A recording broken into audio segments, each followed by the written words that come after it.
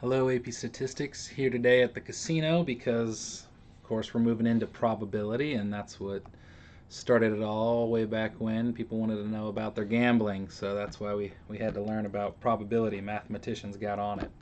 All right, so probability and random variables. This is a good unit for review. It's one of those I think that um, we've been dealing with probability a little bit, but it's been a while.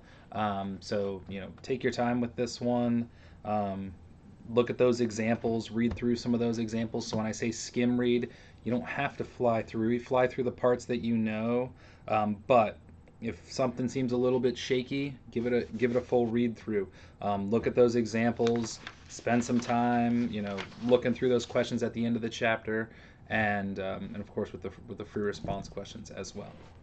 All right, so we're dealing with the probability. We're dealing with chance events or random phenomenon, fancy words for the same thing, some unknown, anything where we cannot predict, right? We can't predict with certainty the results. So if there's any uncertainty, we can talk about the probability of that event, something specific happening in that random phenomenon or chance event. So the probability of an event is the long-term relative frequency, the long-run relative frequency. If we repeat that process over and over and over again, what's the relative proportion? The relative proportion of times that outcome will occur, that is the probability of the event. And that's a way we can interpret that probability. If we repeated this process many times, then whatever percent of the time that outcome would occur.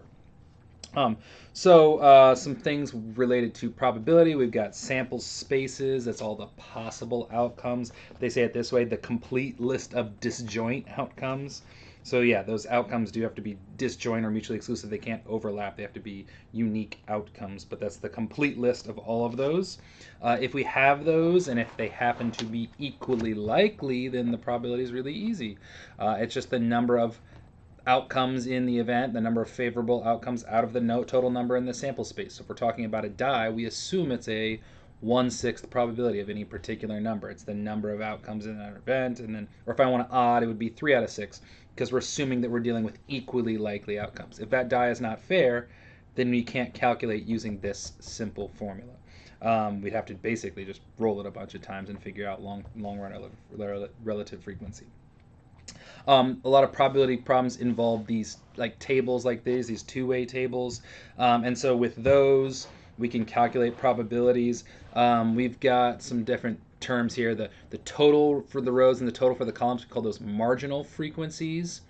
And then a joint frequency is like if I want this particular row and this particular column, that's a joint frequency. So each individual one is a joint frequency. It's how many were in this category and that category in a two-way table, right? You got two sets of categorical variables in a two-way table.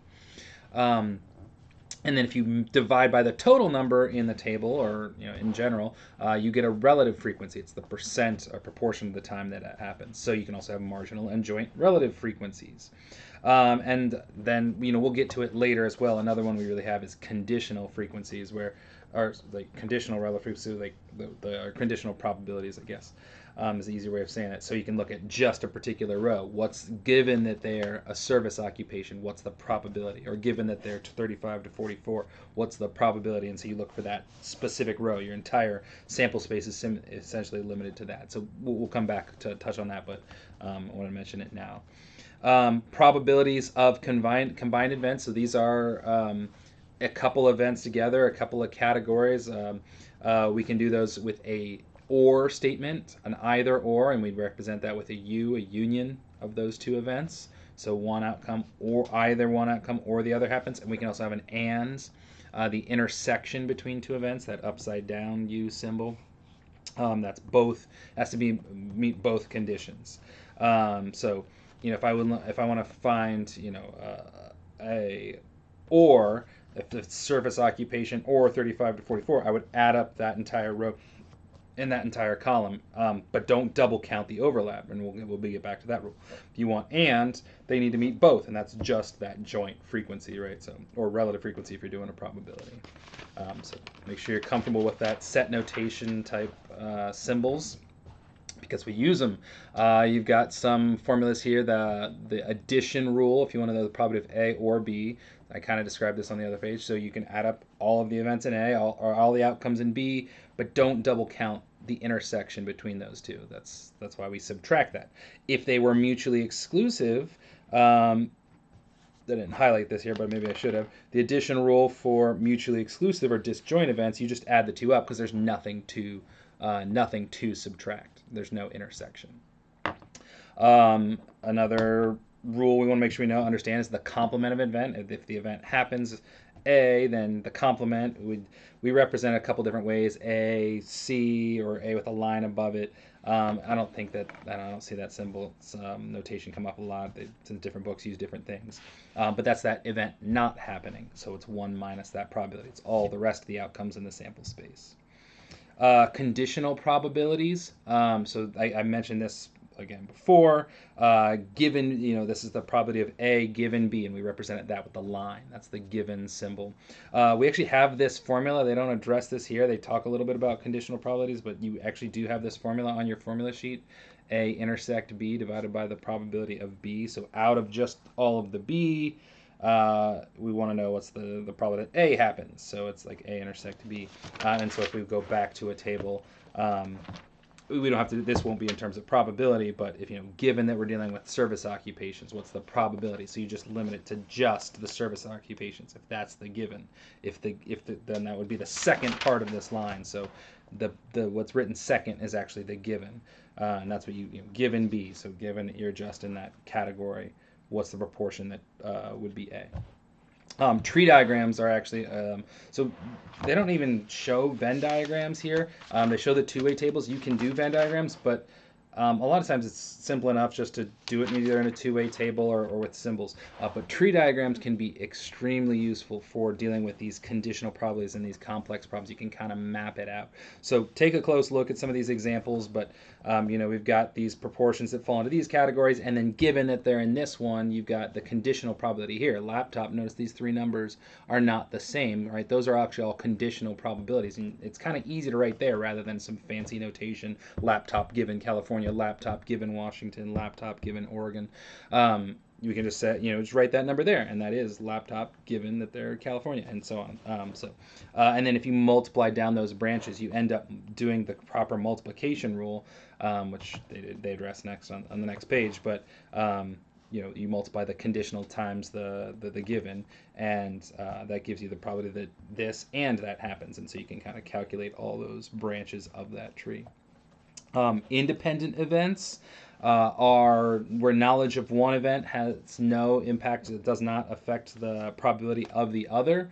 So that's the word definition. In symbols, that's basically saying A given B. Well, if you say given B, that doesn't mean anything. It doesn't have any impact on it, so it's just equal to the probability of A. And B given A is equal to the probability of B. Those would be independent events.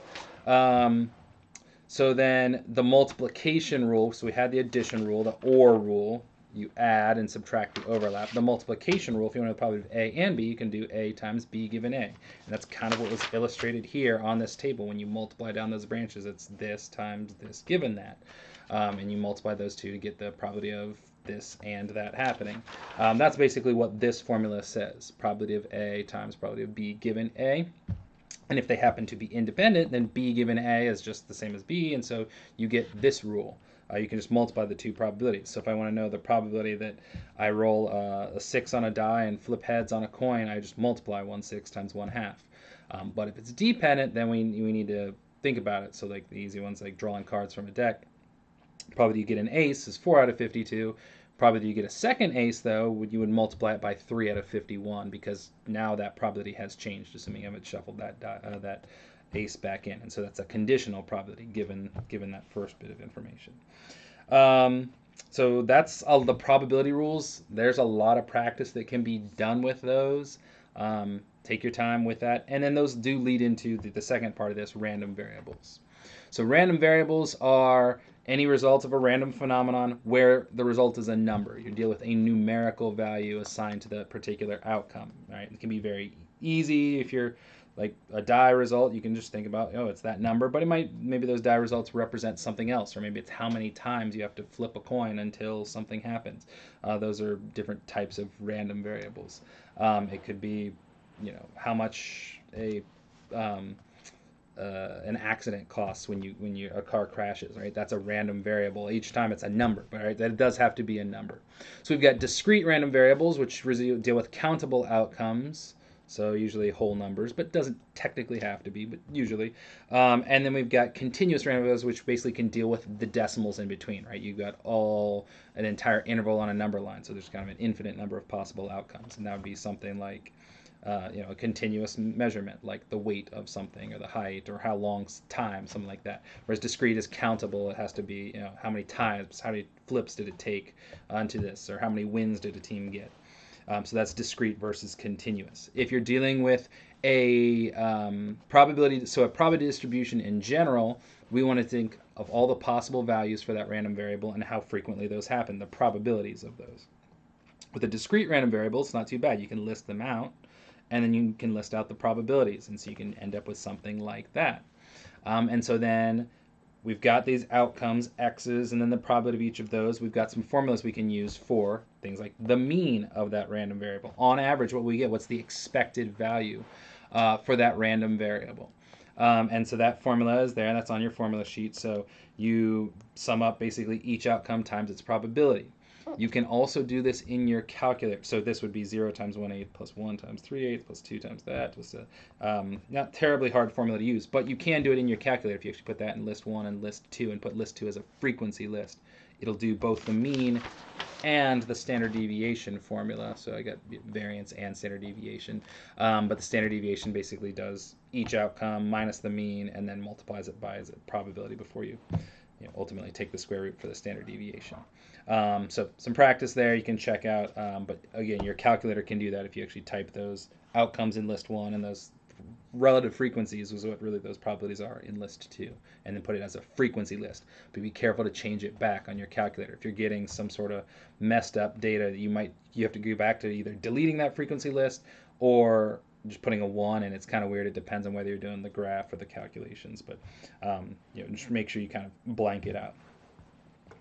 And so then if you want, you can graph it in a probability histogram. So just make some bars, show what the probabilities of those different outcomes are. That's fine. So that's a discrete random variable.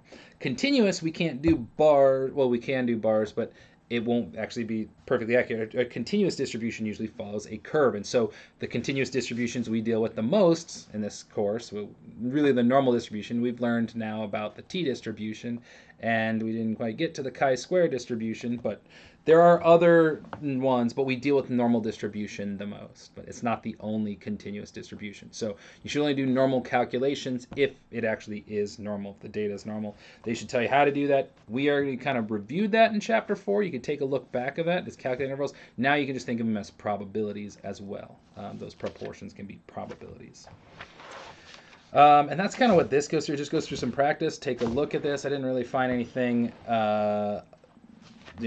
highlightable, but you can certainly spend some time looking through these. You've got to be able to do these. You don't have to necessarily use the table. You should kind of understand those ideas. You can do the normal CDF calculation, but make sure you know how that works to calculate those normal probabilities. All right, then we had simulation. So if we utilize some random process over and over and over again, and then ultimately look at the number of successes, and get a long-term relative frequency you can estimate that probability using simulation. You're using that law of large numbers. Basically, the more trials we get, the closer we should be to that actual theoretical probability, or whatever the true probability is. So you can't just do a short number of simulations or short number of trials. You need long run. You need that's what the probability is. It's not you flip a coin 3 times and 2 come up heads. That's not the probability of heads. The probability would be if you flip it thousands of times and get that proportion that come up heads. So we use that law of large numbers. And then, if a coin it does have a 50% probability, it doesn't mean that it's going to work. It's going to be 50% on this flip. But long run, you will eventually get to very close to 50%. And so they got some simulation examples. There's this term here that we did not do. I don't expect for you to see that on the AP test. They call it a wait time simulation. It's just basically you wait to see when the simulation ends, and you kind of count how long it takes. So we did some of those. It's basically like a geometric distribution, for instance, where you, which we'll get to binomial and geometric in the next chapter, but you wait until you experience a success or a certain number of successes or some sort of end condition, and then the number you record is actually how long it took. It's not the proportion of successes, but it's or something like that. It's the how long it took for that to run its course.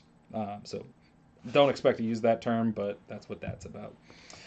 So then the last thing from this unit was transforming and combining random variables. So it's all kind of really fancy ways of doing this with symbols. So maybe try and make sense of this. But what this really says is just kind of like with your original data. If you have a random variable and you multiply by some number, such as b, and you add or subtract some constant a, ultimately that'll affect the mean with both of those things. So if I take all my x values or all my data, multiply by 3, my new mean will multiply by 3. If I add 5 to every number, my new mean adds 5.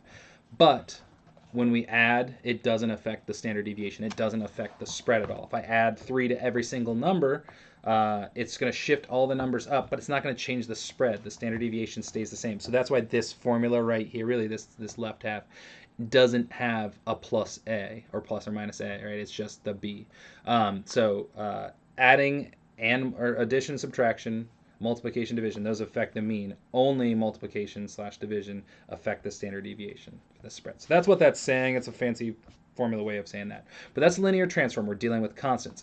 If we're adding two random variables together, two random events, or subtracting them, you add or subtract their means. And so we dealt with that in a few different formulas, but yeah, you would add or subtract their means. And then the big one is that whether you're adding or subtracting, you add variances. Even if you're subtracting, you add variances. And so this was that Pythagorean theorem of statistics, where we add the two standard deviations squared, and then we square root to get the final standard deviation of adding or subtracting those two random variables.